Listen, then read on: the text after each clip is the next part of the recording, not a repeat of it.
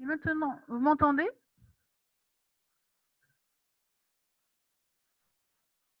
Oui, parfait. Merci. On continue. C'est clair jusque-là sur le plan physiopathologique. On avait parlé des deux réactions de notre organisme par la mise en jeu des muscles respiratoires, l'allongement du temps respiratoire qui se traduit cliniquement par la dyspnée inspiratoire, la bradypnée inspiratoire, et surtout la particularité du nouveau-né qui peut réagir par une tachypnée et l'apnée, ce qui est plus grave. Pour le diagnostic positif, si on a compris la physiopathologie, ça en découle la clinique. Sur le plan clinique, c'est une bradypnée inspiratoire, une gêne respiratoire aux dépens du temps inspiratoire avec un ralentissement du temps inspiratoire. Cette gêne respiratoire s'associe à un tirage.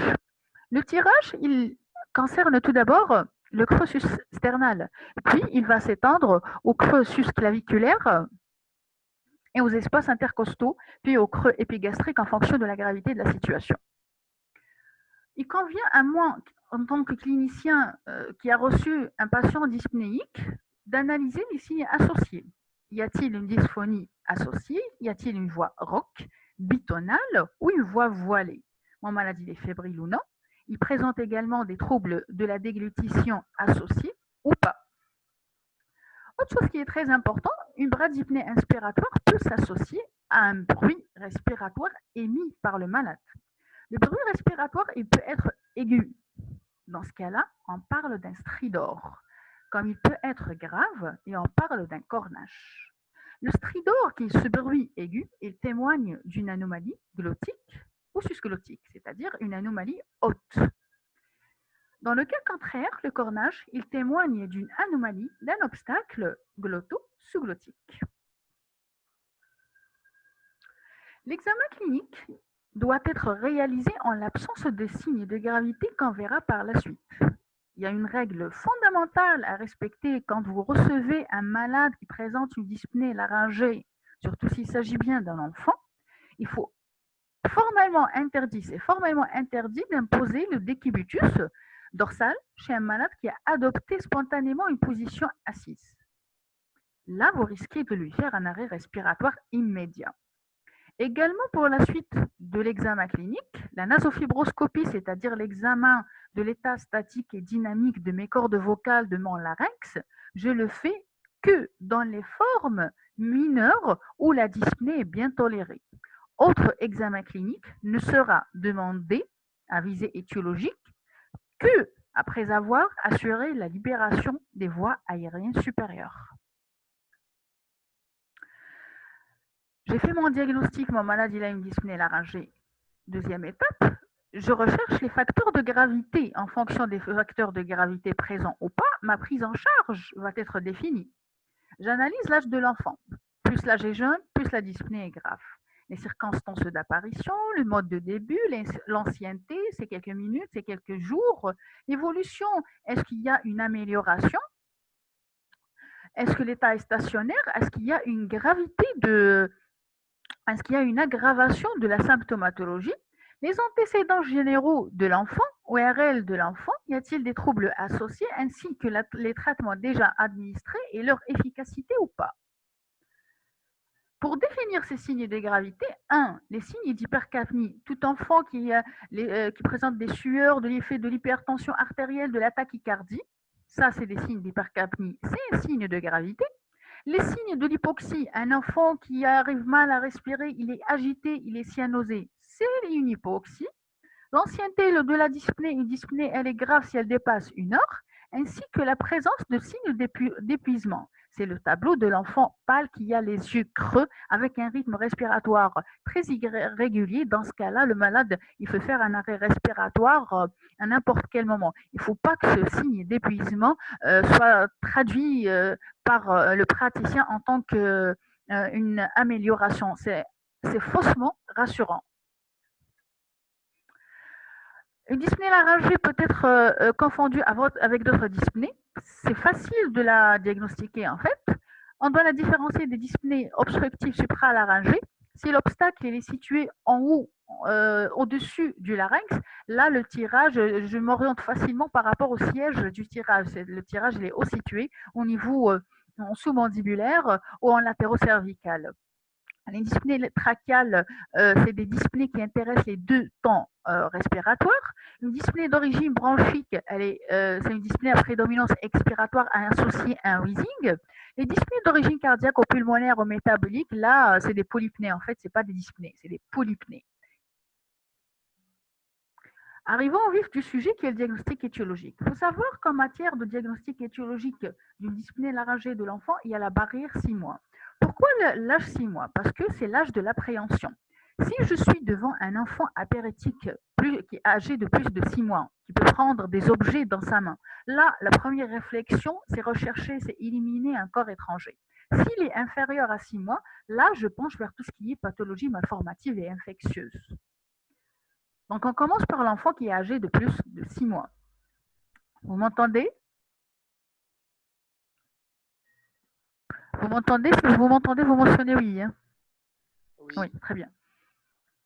Pour l'enfant âgé de plus de 6 mois, première hypothèse, j'ai tout enfant qui arrive à votre consultation, qui consulte pour une dyspnée laryngée aiguë, il est apérétique, première éventualité à éliminer, c'est l'inhalation d'un corps étranger. Cliniquement, le diagnostic il est évoqué par la notion d'un syndrome de pénétration, les accès de taux de suffocation entrecoupés par d'apnée et de cyanose. Là, l'accident il peut être dramatique parce que le corps étranger il est bloqué au niveau du larynx, d'autant plus que c'est un larynx étroit, c'est un enfant. C'est une urgence vitale.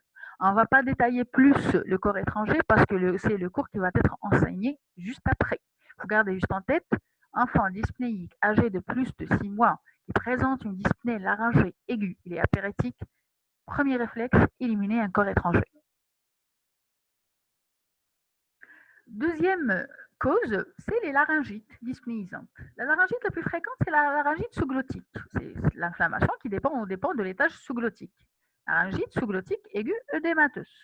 C'est la laryngite la plus fréquente, prédomine chez les enfants entre 1 et 3 ans. Plusieurs virus sont impliqués, le myxovirus, le virus para-influenzé, le rhinovirus, etc. Chez le jeune nourrisson, c'est le virus respiratoire syncytial. Le diagnostic il est clinique. C'est une dyspnée qui s'installe la nuit. C'est une bradypnée inspiratoire. Il a un fébricule, l'enfant. Sa déglutition est normale et surtout, j'insiste sur cette déglutition parce que ça fait un bon diagnostic différentiel entre une autre cause qui est l'épiglotite. Son état général, il est conservé. Si je l'examine, je vais mettre en évidence une rhinopharyngite qui est apparue quelques jours auparavant. À ce stade, aucun examen complémentaire n'est nécessaire. Je lui donne de la corticothérapie, je surveille pendant 30 minutes. S'il répond très bien, il y a une amélioration de son état clinique, très bien.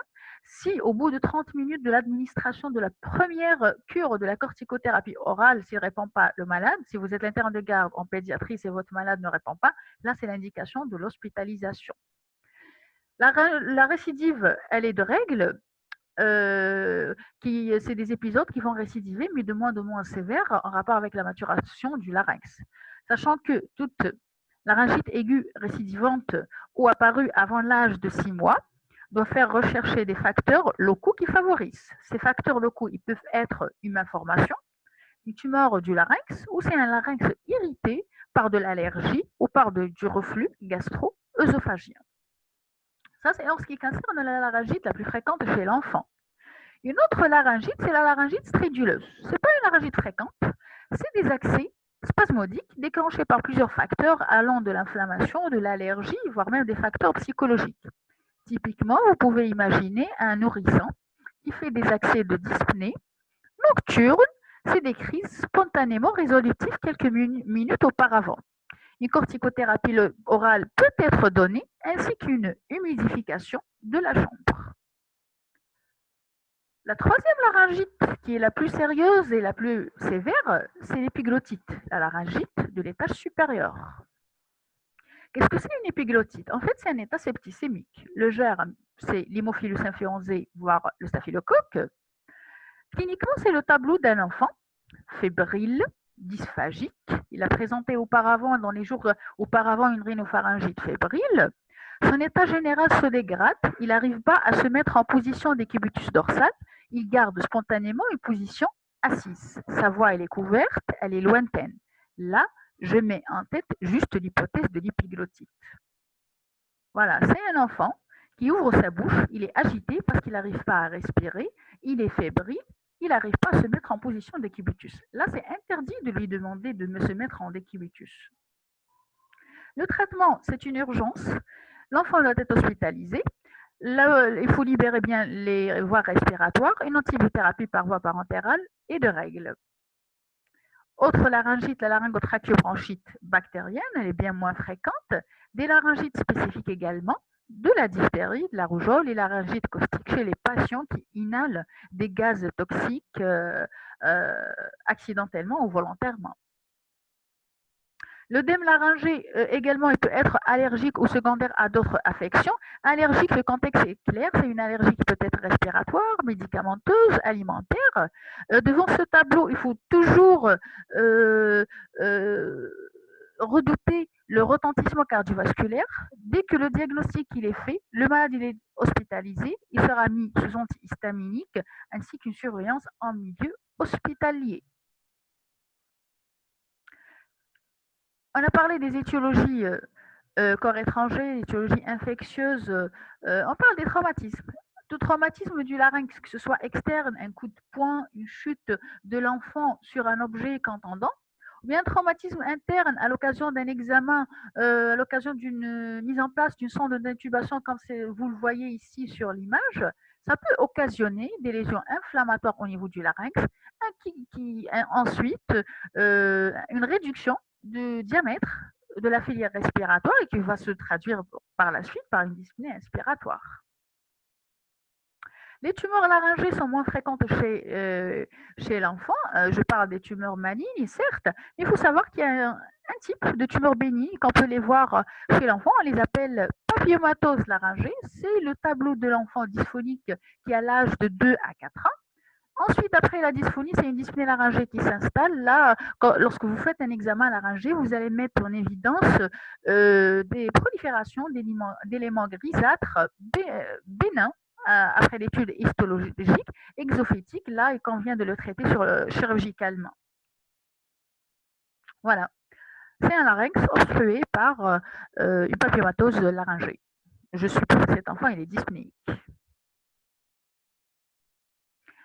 Est-ce que c'est clair jusque-là les étiologies chez l'enfant? Est-ce que c'est clair les étiologies chez l'enfant de plus de 6 mois? Oui, parfait.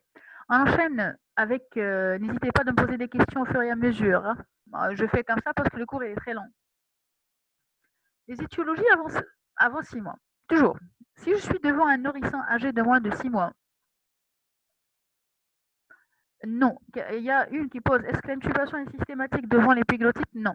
L'épiglottite indique premier réflexe, hospitalisation, une antibiothérapie, la surveillance de l'état respiratoire. Si ça s'améliore, tant mieux. Si ça ne s'améliore pas, c'est-à-dire il reste dyspnéique, on doit l'intuber, voire même faire une trachéotomie. Donc, on ne fait pas d'intubation chez n'importe